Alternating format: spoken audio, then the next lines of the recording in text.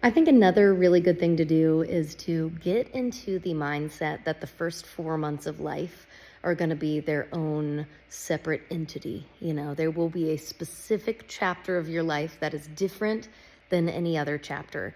There's a lot of pressure online to get babies onto a schedule right off the bat, but the bottom line is they are just not ready for that. It's described really well in one of the books that I posted earlier, The Happiest Baby on the Block by Dr. Harvey Karp. But those first 4 months of life really should be thought of as the fourth trimester. Human babies are born way too early because we have a huge head and brain. We've got to exit the womb before we are ready, just so we don't get stuck in there. But we are not like other animals who can just hop right out and start walking and thinking and eating. We take a lot more time to get to kind of just basic functioning.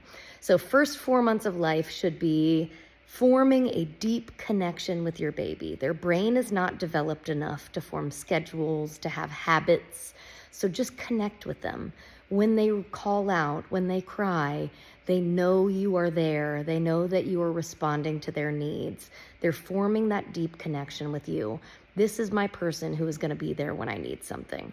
You can't hold your baby too much. You can't snuggle your baby too much. You can't spoil them before 4 months of life at the earliest. Their brains are just not ready.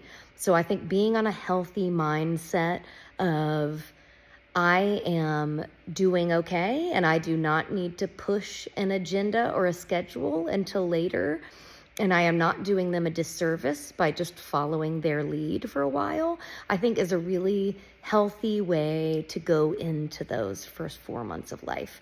And there's a light at the end of the tunnel. I mean, eventually they will be able to form those healthy habits and schedules, but those first several months are not it. That being said, there are some babies who don't feed enough. So if your baby's not feeding 8 times a day in the first 2 weeks of life, we're not getting enough into this baby for the most part. They need to be feeding 8 to 12 times a day at minimum, peeing 3 times a day, pooping 3 times a day.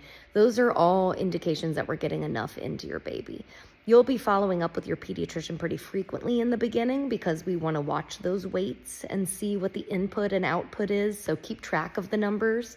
But definitely seek care if your baby is not feeding 8 times a day.